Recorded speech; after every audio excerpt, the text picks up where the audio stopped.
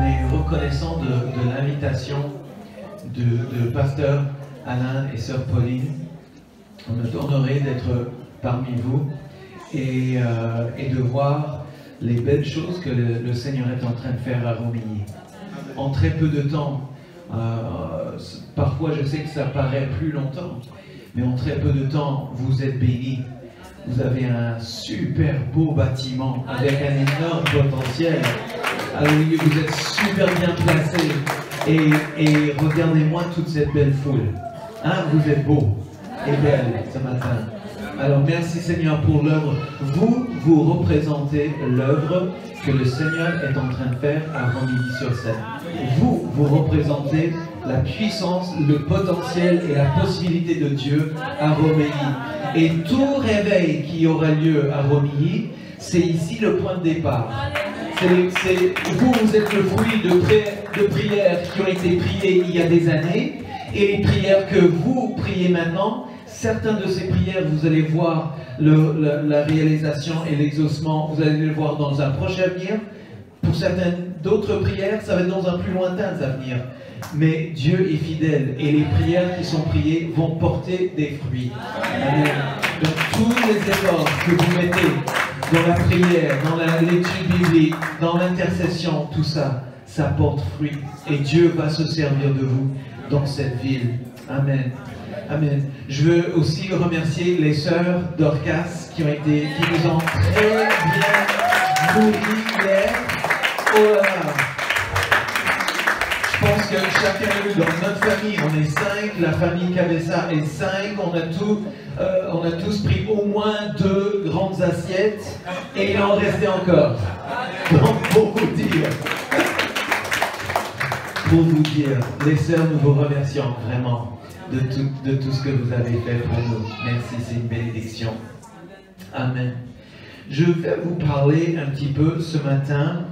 On ne va pas commencer forcément avec une lecture, bien qu'on va y arriver. Mais je veux vous donner un petit peu, comme point de départ, ça va être un petit bout de témoignage, et ça va mener au message que le Seigneur m'a mis sur le cœur de partager avec vous ce matin. Et je ne suis pas né dans l'église pentecôtiste unie. Je suis né dans une famille qui fréquentait une église et qui était relativement impliquée à l'église. Ma mère était très impliquée dans l'église. Elle venait d'une famille qui était impliquée dans une certaine église pendant de nombreuses années. Mon père, lui, venait d'une famille il voulait vraiment quasi rien savoir de l'église, mais on y allait et le Seigneur a fait son œuvre. Et à l'âge j'étais très impliqué dans l'église depuis ma jeunesse, et à l'âge de mes enfants, j'ai commencé à participer tous les années dans des semaines de mission. Donc en tant que groupe de jeunes, on allait quelque part donner un coup de main à un autre groupe de jeunes, ou dans une autre église. S'il y avait du main d'œuvre à faire, on mettait en couleur, on nettoyait, on faisait de l'élagage, pour apporter un coup de main à différentes églises locales, pas seulement notre propre église. Et donc j'étais très impliqué. Et j'avais une amie qui m'a une fois invité dans son église. C'était une église pentecôtiste. Et moi, mon église était généralement plus calme. Et j'étais dans cette église pentecôtiste pour la première fois. Je devais avoir 15 ans. Et j'ai vu une femme, à un moment donné dans le culte, il y avait une femme, moi j'étais assis au balcon, et il y a une femme qui est partie en courant dans l'allée centrale. Elle est partie, on va dire, de là, elle est venue devant, danser, crier, les mains qui brassaient l'air. Et c'est quelqu'un que je connaissais. C'est quelqu'un qui travaillait avec ma maman à la banque. Et elle habitait pas trop loin de chez moi. Et si ça m'arrivait de manquer le bus scolaire pour aller à l'école, à cause de l'heure où elle embauchait, ben, j'avais la possibilité d'aller avec elle. Et, parce que la banque était à 200 mètres de mon école. Et alors j'ai vu ça. J'ai vu son départ, tout ça, et je me suis dit, jamais plus tu ne manques l'autobus. Parce que cette femme, il y a quelque chose de différent. Je ne comprenais pas.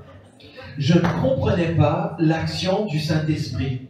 Je ne comprenais pas à quel point les gens pouvaient être emportés, soit parfois par la joie, soit parfois par la reconnaissance, soit parfois par un besoin urgent d'intercéder, soit se mettre à l'autel dans la repentance. Je ne comprenais pas tout ça.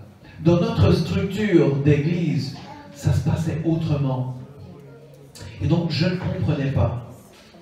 Et puis, à l'âge de 25 ans à peu près, on m'a invité à une réunion spéciale dans une église pentecôtiste unie. Et donc, quand vous parlez quand vous pensez à faire des événements spéciaux, vous savez, des fois, il y a des gens qui vont venir dans votre église parce que c'est une occasion spéciale. Ils sont peut-être un peu hésitants d'y aller toutes les semaines. Mais quand il y a quelque chose de spécial, ils vont venir. Et c'était l'occasion, il faisait un concert de Pâques, et je savais que cette église-là était très fort au niveau de la musique. Donc c'est quelqu'un qui m'a invité, je dis ouais, je veux bien y aller. J'y suis allé. Oh, c'était puissant. C'était puissant. Et j'ai vu quelqu'un que je connaissais, quelqu'un avec qui moi je travaillais, et on a sympathisé après le culte. Et puis à chaque fois qu'il y avait quelque chose de spécial, une réunion spéciale, on m'invitait. Et petit à petit, j'ai fait de cette église-là mon église. J'ai fait le changement, si on peut dire. Mais entre-temps, qu'est-ce qui a fait que je me suis senti tellement bien dans cette église-là? C'est qu'en 1994, j'étais en train de passer quelques semaines avec un ami français de France. À cette époque-là, il était du côté de Charleville-Mézières. Charleville-Mézières. Et lui, c'était quelqu'un qui priait et lisait sa Bible pendant plusieurs heures par jour. Et il priait genre 2 heures par jour. Et je dis, mais comment est-ce possible? Je dis, moi j'ai pas assez de vocabulaire pour prier pendant 2 heures. Et il me dit, ben, c'est le Saint-Esprit. Il dit, des fois je prie en français, des fois je prie en langue, des fois je reviens en français, je repasse en langue. Et je dis, ah ok. Je dis, ça m'a donné envie. Vous savez, on m'a déjà parlé du baptême du Saint-Esprit. Je savais que c'était quelque chose dont les pentecôtistes parlaient et sur lequel on mettait l'emphase. Mais pour moi, ayant grandi dans l'église baptiste, je me dis, oh, c'est la cerise sur le gâteau, quoi. Si on n'a pas la cerise, le gâteau est toujours bon, quoi. Mais c'est la cerise sur le gâteau. Mais quand cet ami-là m'a parlé de ce que le Saint-Esprit lui apportait, je me dis, ça me motive. Ça me donne envie. Ça, c'est une cerise que je veux. Et alors, qu'est-ce qui a fait que je me suis senti tellement à l'aise dans cette église-là à l'âge de 25 ans? C'était que c'était une église où vraiment l'Esprit de Dieu était libre d'agir. Quand j'étais baptisé du Saint-Esprit en 1994, j'étais en train de faire du camping, je me suis réveillé un jour à 5h30 du matin. Cet ami français était avec moi et on avait passé des veillées de prière, il avait prié que je sois baptisé, etc., baptisé du Saint-Esprit. Et on était tout le temps, tous les deux en train de dormir sous tente.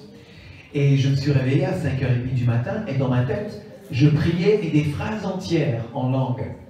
Et je me suis dit, bon, je vais quand même me lever parce que si je me rendors, je vais me dire tout simplement, ben t'as fait un rêve, quoi. C'était un rêve. Donc, je me suis levé, j'ai pris ma Bible, je lisais, je priais.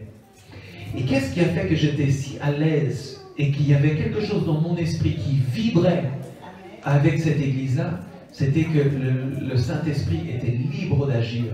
Quand j'ai dit à mon pasteur, j'étais toujours dans l'église baptiste à ce moment-là, mais quand j'ai dit à mon pasteur ce qui m'était arrivé, il m'a tendu une étude biblique pour que je puisse savoir pourquoi le baptême du Saint-Esprit n'était plus d'actualité aujourd'hui. Et enfin, je ne lui ai pas dit, mais j'avais envie de lui dire, tu sais, c'est trop tard. Ça, tu aurais dû me donner la semaine dernière. Parce que maintenant, je l'ai vécu et je ne vais pas revenir en arrière. Amen. Merci Seigneur. Merci Seigneur. Et donc, ça fait partie de mon héritage. Et c'est ce que je veux vous partager un petit peu ce matin. Et on va lire un passage en Ézéchiel, chapitre 47.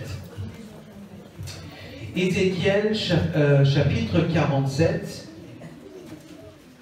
Et on va lire les premiers 5 versets.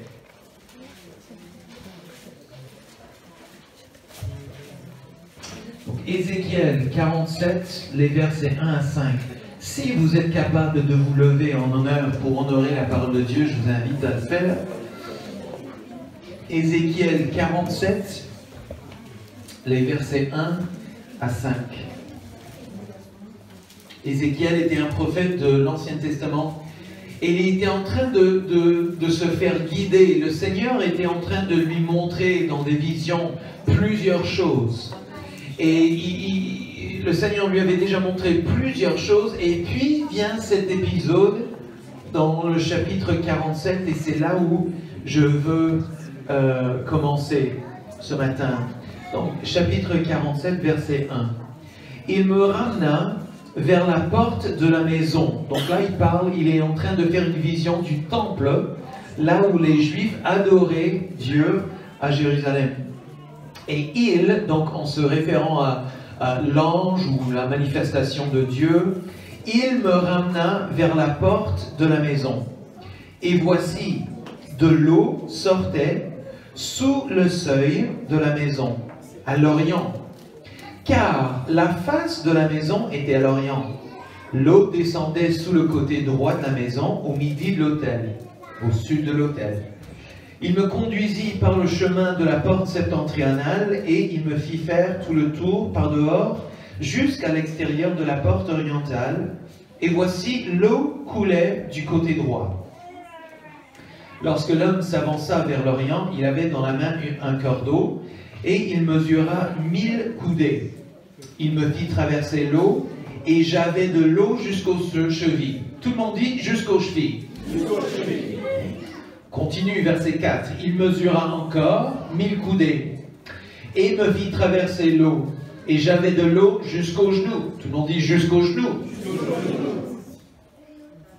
Il mesura encore 1000 coudées, il me fit traverser et j'avais l'eau jusqu'aux reins. Tout le monde dit jusqu'aux reins. Verset 5. Il mesura encore 1000 coudées. C'était un torrent que je ne pouvais traverser, car l'eau était si profonde qu'il fallait y nager. C'était un torrent qu'on ne pouvait traverser. Amen. Prions le Seigneur. Seigneur, nous te remercions pour cette matinée, l'occasion de nous pencher le regard, Seigneur, dans ta parole. Seigneur, au nom de Jésus, puisses-tu nous éclairer, Seigneur, l'esprit. Ouvre-nous les yeux, ouvre-nous les oreilles, Seigneur. Alléluia, afin de comprendre, Seigneur, toute la mesure, toute la portée, toute l'étendue, Seigneur, de la puissance de ta parole. Seigneur, parle-nous par ton esprit, enseigne-nous par ton esprit. Alléluia. Seigneur, moi je ne suis qu'un porte-parole. Toi, tu es la parole vivante. Alors nous voulons que toi, tu parles ce matin, Seigneur. Au nom de Jésus, parle-nous. Au nom de Jésus. Amen. Amen. Vous pouvez vous asseoir. Amen. Très souvent, lorsqu'on entend des prédications sur ce passage, du moins moi, souvent quand j'ai entendu les prédications sur ce passage, c'était souvent par rapport à un réveil. Et les pasteurs qui ont prêché ça parlaient d'un réveil qui commence tout doucement. Il y a quelques âmes qui se convertissent et petit à petit, ça s'ajoute et les gens s'ajoutent à l'église. Et éventuellement, il y a une œuvre que Dieu va accomplir qui va dépasser toutes nos attentes, etc. Et je pense qu'il y a une place pour cette interprétation. Je pense que c'est une bonne interprétation, mais ce n'est pas celle que je voudrais vous amener aujourd'hui. Je voudrais parler de cette eau qui constituait le torrent. Et si je vous ai parlé un petit peu de mon témoignage vis-à-vis du Saint-Esprit et le baptême du Saint-Esprit, c'est parce que, vous savez, il y a toutes sortes d'églises et à différents niveaux dans nos vies, quand on recherche le Seigneur, vous savez, je vous ai dit que j'ai grandi dans l'église baptiste et il y avait des moments dans cette église-là où vraiment je me sentais branché, je sentais que Dieu était en train de faire quelque chose et je sentais l'Esprit de Dieu qui se remuait au sein de l'église. Mais étant donné l'orientation ou le penchant de mon pasteur, mais aussi de cette fédération de laquelle on faisait partie dans ma jeunesse, il n'y avait pas une pleine liberté. Dans mon église, et vous comprendrez ma réaction vis-à-vis de cette banquière, quand je vous dis que dans l'église où j'ai grandi, faire ça, c'était déjà osé. Quand la musique était bien, faire ça, on était très réservé. Alors, lever la main comme ça, c'était déjà, tu sais, il y avait des têtes qui se retournaient. Alors vous imaginez, quand j'ai vu quelqu'un qui criait, qui courait. Mais quelque part, ça c'est dans toutes les églises, les gens qui recherchent Dieu, qui ont soif de Dieu, ils sont sensibles à la présence de Dieu quand la présence de Dieu se remue. Et alors, dans certaines églises, comme l'église où j'ai grandi, quelque part, je fais l'équivalence entre l'eau qui était aux chevilles. Je sentais l'eau. Je sentais la présence de Dieu qui se remuait. Je le sentais. Mais est-ce que vous avez déjà essayé de traverser un ruisseau où l'eau était aux chevilles? Pas de souci. Est-ce que vous avez déjà été à la plage où vous aviez de l'eau jusqu'aux chevilles? Pas de problème. Vous n'êtes pas nerveux, vous n'êtes pas anxieux, vous n'avez pas de soucis, vous traversez, vous maîtrisez la situation. Okay? Puis on va plus loin. Parfois on peut être dans une autre situation où on avance un petit peu dans l'eau, à la mer, et tout d'un coup l'eau est aux genoux. Okay? L'eau est jusqu'aux genoux. Et lorsque l'eau est jusqu'aux genoux, ben, quand il y a des vagues qui viennent, ben, on voit venir la vague et on plante un petit peu plus fermement nos pieds. Parce qu'on ne veut pas que la mer nous renverse. Alors, dans d'autres églises, on ressent encore plus puissamment l'Esprit de Dieu qui parle, qui agit, mais on maîtrise toujours. Il suffit que je me plante les pieds et je maîtrise. Moi, je suis toujours en contrôle. Okay. Puis, on va plus loin dans la mer et on a l'eau jusqu'au rein. Là, ça commence à... il suffit que la vague soit juste un petit peu plus puissant que tout d'un coup... ou bien un tout petit peu... S'il y ait plusieurs vagues à la fois qui viennent, ben, on risque de se trouver à l'horizontale, dans l'eau, mouillé. Mais ce n'était pas le cas lorsque l'ange avait amené Ézéchiel jusqu'au bout.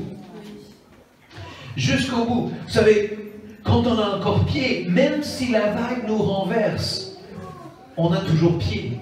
Donc on peut reprendre pied. On peut reprendre le contrôle. On peut maîtriser encore la situation.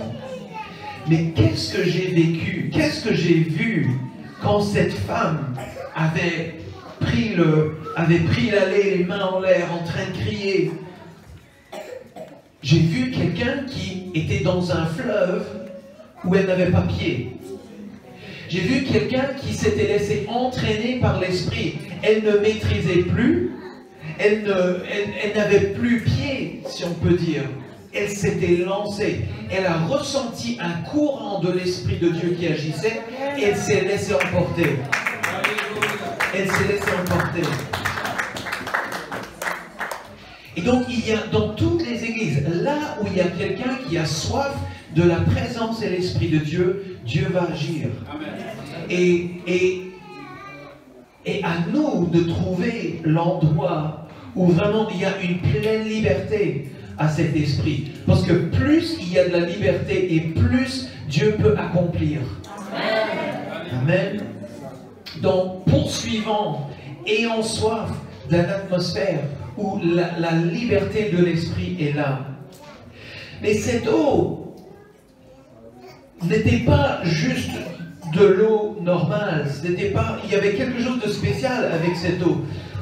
On se rappelle que l'origine de cette eau, elle sortait sous le seuil de la maison et l'eau descendait, vers le premier verset, l'eau descendait sous le côté droit de la maison au midi de l'autel. Cette eau avait comme source l'autel de la maison de Dieu. Ça va être important parce que si on va un petit peu plus loin, donc nous on a vu jusqu'au verset 5 et donc dans le verset 6 Dieu lui montre tout ça. Il dit ok, fils de l'homme, est-ce que tu as vu ce que je viens de te montrer? Tu as remarqué, tu as pris connaissance? Il dit verset 6, ok, il me ramena au bord du torrent. Et quand il m'eut ramené, voici, il y avait sur le bord du torrent beaucoup d'arbres de chaque côté. Okay.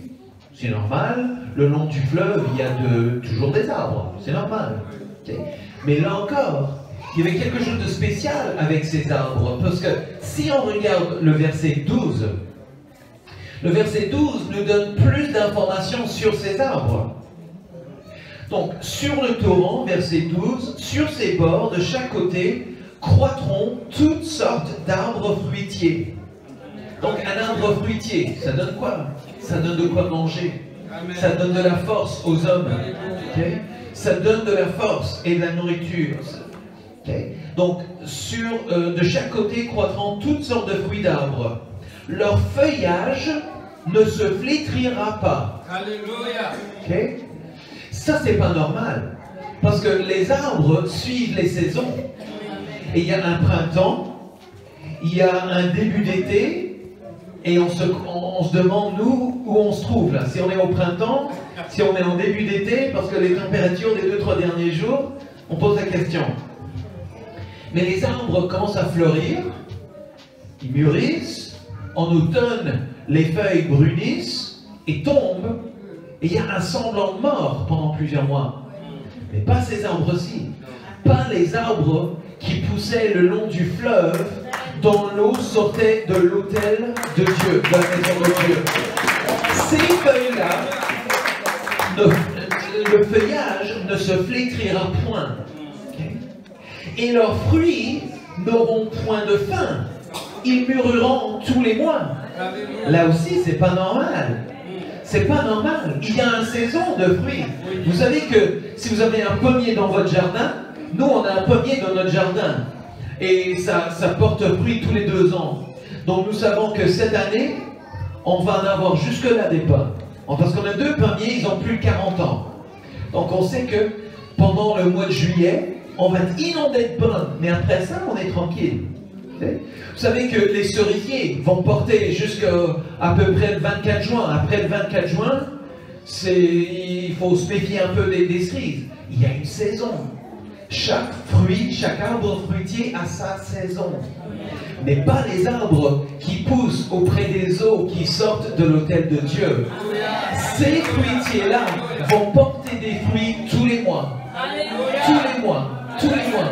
Donc ça veut dire qu'il y aura toujours quelque chose pour nourrir l'homme et les hommes et les femmes qui viendront, qui auront faim.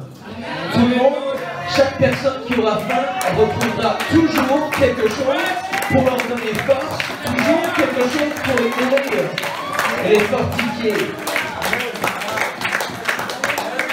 Ils mûriront tous les mois parce que les eaux sortiront du sanctuaire. Leurs fruits serviront de nourriture. Et regardez ça. Leurs feuilles de remède. Leurs feuilles, ça c'est pas naturel. C'est pas naturel, c'est pas normal ça. Mais quand il s'agit des torrents d'eau qui sortent de la maison de Dieu, qui sortent de l'autel, tout est possible. Tout est possible. Alléluia. Alléluia. Donc ça c'est les arbres. Donc on en est resté au verset 7. Donc on voit la puissance génératrice et régénératrice de cette eau. Mais continuons au verset 8. Il me dit, cette eau coulera vers le district oriental, descendra dans la plaine et entrera dans la mer. Lorsqu'elle sera jetée dans la mer, les eaux de la mer deviendront saines. Si on compare un fleuve et la mer, où est-ce qu'il y a plus d'eau? Dans la mer. Nous, on a un fleuve. Au Canada, on habitait dans une ville où une grande fleuve rencontrait la mer. Et il y avait, à cause des marées, il y avait des moments où, dans le fleuve, l'eau du fleuve, c'était de l'eau salée. Pourquoi? Parce que la marée poussait les eaux salées jusque dans le fleuve. Ici, c'est l'inverse. C'est les eaux du fleuve qui auront un impact sur la mer. Okay. Les eaux deviendront saines. Verset 9. Tout être vivant qui se meut vivra partout où le torrent coulera. Donc là, c'est la première fois où vraiment il est rendu explicite que ces eaux seront des eaux vives. C'est de l'eau vive, parce que tout être vivant qui se meut vivra partout où le torrent coulera. Et il y aura une grande quantité de poissons, car là où cette eau arrivera, les eaux deviendront saines et tout vivra partout où parviendra le torrent. Des pêcheurs se tiendront sur ses bords. Depuis En-Guédé jusqu'à En-Eglaïm, on étendra les filets. Il y aura des poissons de diverses espèces, comme les poissons de la grande mer, et ils seront très nombreux. Amen. Ces eaux vont apporter une vie. Et il y a des poissons qui sortiront de nulle part. Des poissons qui se multiplieront sans explication. Pourquoi il y a tant de poissons ici? Normalement, il n'y a jamais eu, dans mon enfance, il n'y a jamais eu de poissons ici à Romilly. Mais parce qu'il y a un torrent d'eau vive qui coule de l'autel de Dieu. Donc il y a des poissons qui naîtront. Il y a une vie qui sera une vie abondante. Une vie abondante. Mais il y a un petit bémol dans le verset 11. Il y a un seul endroit où cette eau ne pourrait pas apporter un assainissement, ne pourrait pas apporter vraiment la vie. Et dans le verset 11, ces marais et ces fosses ne seront point assainis. Ils seront abandonnés au sel. Qu'est-ce qui caractérise les marais? Les marais, vous savez bien que c'est des endroits qui ne sont pas... C'est pas un lieu sec, c'est pas un lac, c'est pas un fleuve, mais il y a plein d'eau. Pourquoi est-ce qu'il y a plein d'eau dans un marais? Pourquoi est-ce qu'on ne peut pas bâtir dans un marais? Parce qu'il y a trop d'eau. Mais il n'y a pas assez d'eau pour se baigner, il n'y a pas assez d'eau pour pêcher. Il y a juste de l'eau, inutile. Pourquoi est-ce que les marais ne seront pas assainis? Parce que dans les marais, soit l'eau reste là et il n'y a pas vraiment de courant pour une de deux raisons. Soit il y a tellement de racines il y a tellement de racines d'herbes, de plantes, que la racine retient le sol. et l'eau n'est pas capable d'évacuer le sol. Il y a encore trop de terre, il y a encore trop de sol. Et donc l'eau ne peut pas emporter cela. Quels sont les endroits dans notre vie où le Saint-Esprit ne peut pas librement agir? Là où il y a des racines, peut-être des racines d'amertume ou des racines de problèmes, de difficultés, des choses de longue date. Et quand ces racines retiennent les mauvais sentiments, retiennent le regret, retiennent un sentiment d'abattement, retiennent un sentiment de culpabilité, s'il y a ces racines-là, l'eau de l'esprit n'est pas capable de tout évacuer et d'apporter la vie qu'on est supposé vivre. Amen. Donc, il est question là d'eau vive. Je vais aller un petit peu plus loin. On va revenir un petit peu à ce passage-là. Mais si on recule un peu dans nos Bibles, dans le livre de Jérémie, donc on a vu que de l'autel part un torrent d'eau vive, et qui multiplie la vie, qui encourage la vie et une vie abondante. Dans Jérémie, chapitre 2, dans le deuxième chapitre de Jérémie, Dieu est en train de parler à Jérémie de différentes reproches, des choses qu'il reprochait au peuple d'Israël. Et entre autres, dans le verset 6, le peuple de Dieu se rebellait contre Dieu. Et Dieu nous a dit, Dieu dit dans le verset 6, il est en train de parler à Jérémie, et il essaie de comprendre pourquoi son peuple se rebellerait. Il dit, ils n'ont pas dit, ô Éternel, qui nous a fait monter du pays d'Égypte, qui nous a conduits dans le désert, dans une terre aride et pleine de fosses, dans une terre où règne la sécheresse et l'ombre de la mort, dans une terre par où personne ne passe et où n'habite aucun homme. Je vous ai fait venir dans un pays semblable à un verger, pour que vous en mangiez les fruits et les meilleures productions. Mais vous êtes venus, vous avez souillé mon pays, et vous avez fait de mon héritage une abomination. Donc ça, c'est une des reproches que Dieu faisait à son peuple. Mais Dieu en donne la racine un peu plus loin dans le verset 13. Dans le verset 13, il dit, « Mon peuple a commis un double péché. Ils m'ont abandonné, moi, qui suis une source d'eau vive. » On a parlé d'eau vive là tout à l'heure. Ils m'ont abandonné, moi qui suis une source d'eau vive, pour se creuser des citernes crevassées qui ne retiennent pas l'eau. Voici une vérité, une réalité. L'homme a besoin d'eau. On a besoin d'eau. Que ce soit pour vivre, pour cultiver, on a besoin d'eau. Et Dieu a un plan. Dieu se caractérise comme la source d'eau vive. Il se qualifie là, il dit, ils m'ont laissé, moi, ils m'ont abandonné, moi qui suis une source d'eau vive. Donc Dieu avait un plan, il savait que les hommes et les femmes avaient besoin d'eau vive, il dit, moi je suis une source d'eau vive, je coule en abondance. Okay? Mais de temps en temps, l'homme, il est d'un autre avis.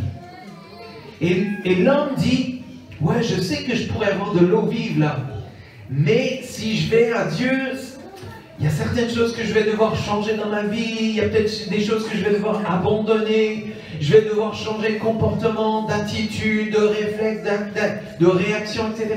Je ne suis pas sûr. Mais puisqu'il pleut de temps en temps, je me demande si je creuse un trou et si je laisse accumuler l'eau de la pluie, bah peut-être je pourrais avoir mon beurre et mon argent beurre. Je peux avoir l'eau sans devoir changer trop dans ma vie. Alors qu'est-ce qu'il fait l'homme?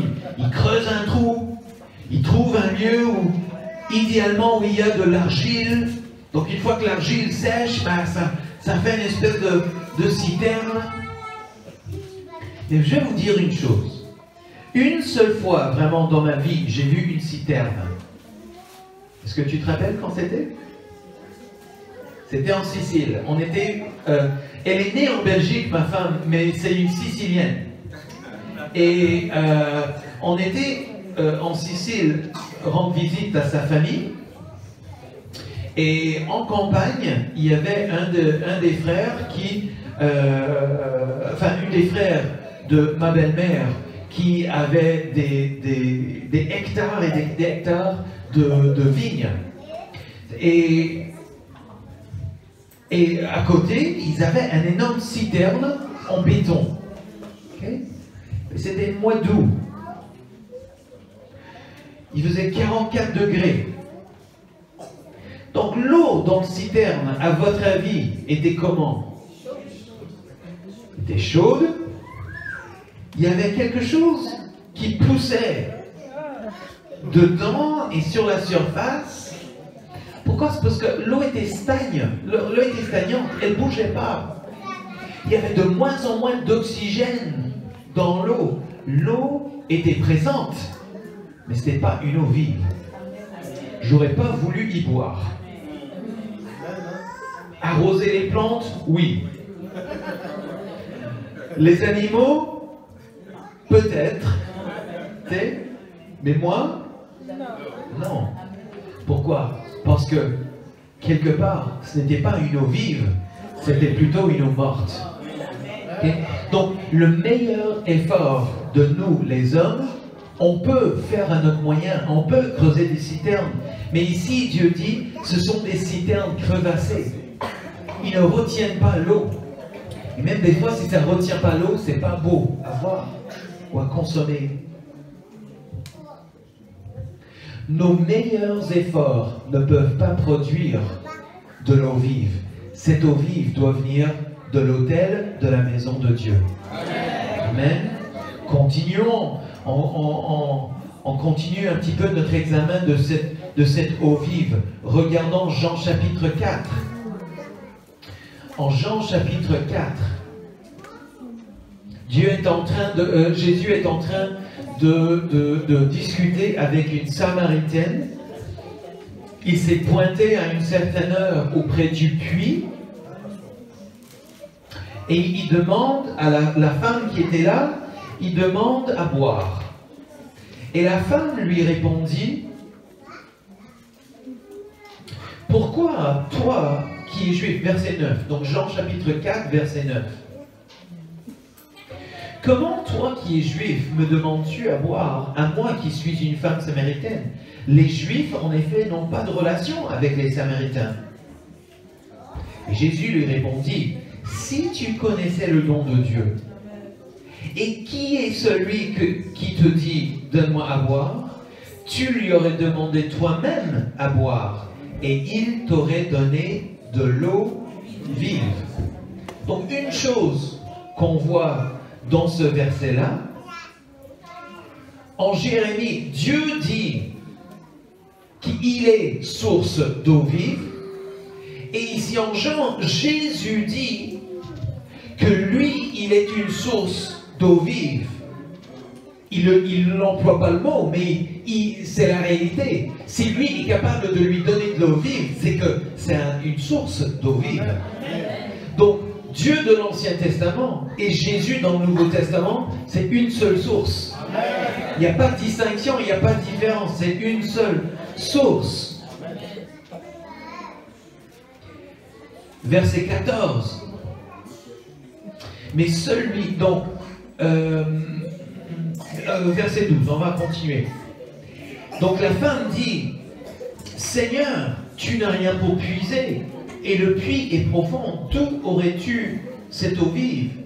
Est-ce que tu es plus grand que notre père Jacob qui nous a donné ce puits et qui en a bu lui-même, ainsi que ses fils et ses troupeaux? » Et Jésus lui répondit, « Cette eau-là, c'est pas l'eau dont je te parlais. Quiconque boira de cette eau aura encore soif. Mais celui qui boira de l'eau que je lui donnerai, n'aurait jamais soif.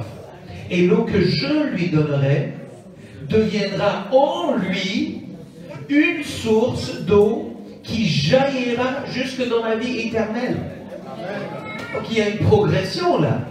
Dieu est source d'eau vive. Jésus est source d'eau vive. Et Jésus dit, si tu bois de cette eau que je te donnerai, tu deviendras une source d'eau vive.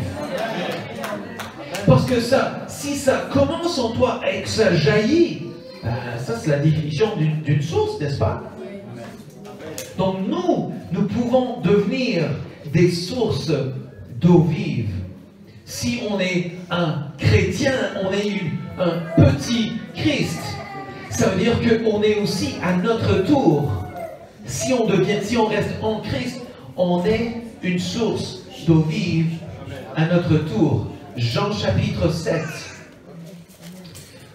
Si on ne pouvait pas le rendre plus clair, ce parallèle que je suis en train de tracer aujourd'hui, on ne peut pas le rendre plus clair que ce que Jésus ne fait en Jean chapitre 7. Il reprend à peu près les mêmes paroles dans le verset 38. Il dit, celui qui croit en moi, des fleuves d'eau vive couleront de son sein, comme dit l'Écriture. Ok, on est toujours en train de parler en images là. Sauf que, après le verset 38, il y a Jean qui donne une clarification dans le verset 39. Il dit cela de l'Esprit que devaient recevoir ceux qui croiraient en lui. Là, ce verset me touche. Parce que moi, j'avais l'impression, en grandissant, que ceux qui avaient reçu le baptême du Saint-Esprit, avec l'évidence du parler en langue, okay, selon que l'Esprit leur donne de parler, moi, j'avais l'impression que c'était la cerise sur le gâteau. Il n'y avait que certains, ça leur arrive, mais bon, ça ne m'est pas arrivé, tant pis, c'est pas grave. Mais ici, Jean le rend explicite, il dit cela de l'Esprit que devaient recevoir ceux qui croiraient en lui. Est-ce qu'il y a quelqu'un ici ce matin qui croit en Dieu? Amen. Alors votre héritage, c'est le baptême du Saint-Esprit aussi. Amen. Et si, quelque part, retournons à Ézéchiel. Retournons à Ézéchiel. Ézéchiel 47. Ok. Donc nous, on a lu jusqu'au verset 12. Ok. 46, 47. Voilà. Okay. Est-ce que vous savez que tout de suite, après que Dieu montre à Ézéchiel cette vision du torrent, tout de suite après, qu'est-ce qu'il fait? Il lui montre les limites de la terre promise, les limites de la terre que le peuple d'Israël allait hériter. À partir du verset 13, il dit, ainsi parle le Seigneur l'Éternel, voici les limites du pays que vous distribuerez en héritage. Et parmi les différentes montagnes, les mers, etc., qui définissent le territoire, il y a aussi le torrent. Amen. Le torrent définissait l'héritage du peuple d'Israël, tout comme le baptême du Saint-Esprit définit notre héritage en tant que chrétien. Amen. Amen. Moi, j'ai passé trop longtemps à comprendre, à croire que c'était optionnel, c'était ci, c'était ça, c'était pas pour tout le monde. Alors que non. Chaque personne ici aujourd'hui, vous pouvez en être des récipients. Amen. Vous pouvez être des sources d'eau vive. Amen. Amen. Pourquoi est-ce que c'est important? Mais retournons à Ézéchiel 47, 12. Pourquoi est-ce que c'est important? Parce que si notre vie est alimentée par cette eau vive, si on reçoit l'eau vive, si on boit de l'eau vive qui coule de l'autel, Alors nous, on est comme cette eau vive qui nourrit les arbres autour. Et autour de nous, les gens seront toujours capables de trouver de quoi se nourrir. S'il y a des gens qui ont faim, ils peuvent venir vers nous. Et avec ce qu'on a reçu, avec cette eau vive dont nous sommes nourris, on va pouvoir produire du fruit tous les mois, tous les mois, tous les mois, tous les mois, tous les mois. Il n'y aura pas de fin de saison. Il y aura toujours un feuillage. Alléluia. Alléluia. Il y aura toujours ce feuillage qui va les protéger du soleil et de la chaleur. Ils vont pouvoir trouver refuge dans notre présence. Pas à cause de qui nous sommes, mais à cause de qui Dieu est en nous. Ça n'a rien à voir avec ma langue, ça n'a rien à voir avec moi. C'est que Dieu qui agit là. C'est que Dieu qui agit. Si on est nourri de cette eau vive. Alléluia. Alléluia. Nos fruits serviront de nourriture. Les discussions qu'on a avec les gens qui nous entourent vont être des discussions qui vont les nourrir, qui vont les fortifier, qui vont les stabiliser. Hein? Et il va y avoir aussi une question de guérison, parce qu'il dit, leurs feuilles se serviront de remède. Leurs feuilles serviront de remède. Quand on puise dans l'eau vive qui sort de l'autel et de la maison de Dieu, il ne faut pas abandonner la réunion des chrétiens. Il faut être là quand vous avez l'occasion d'y être, il faut y être. Parce que vous allez en sortir meilleur, vous allez sortir fortifié. Et avec cette force que vous recevez ici, vous allez pouvoir fortifier les gens autour de vous. Alléluia. Très souvent, on a l'impression que l'évangélisation, c'est uniquement quelque chose qui se fait, où on se déplace, on donne des invitations et des choses comme ça. Mais parfois, il y a des gens qui regardent pendant des années. Ils regardent, est-ce qu'ils sont toujours capables de trouver de quoi se nourrir auprès de vous? Est-ce que vos paroles nourrissent? Est-ce que vos paroles guérissent? Est-ce que vos paroles sont une source de calme et d'apaisement? Si oui, vous êtes en train de témoigner. Vous êtes en train de témoigner. Ce que ma femme a dit tout à l'heure, c'est ce qu'elle vit. J'en suis témoin. La manière dont elle a retrouvé une valeur à être une maman chrétienne. Elle avait une carrière au Canada pendant 17 ans. Elle était dans la même boîte. Elle était très respectée. Elle était sur une voie d'avancement. Mais quand on est venu en France, elle a abandonné ça. Et si nos enfants sont impliqués aujourd'hui, c'est parce que leur mère leur donne un bon exemple. J'espère donner un petit brin d'exemple aussi. Mais je vois la valeur d'une maman qui est là à la maison, qui assure tout et qui contribue à tout. Pourquoi? C'est parce que c'est une source d'eau vive. C'est une source d'eau vive. Et si nos enfants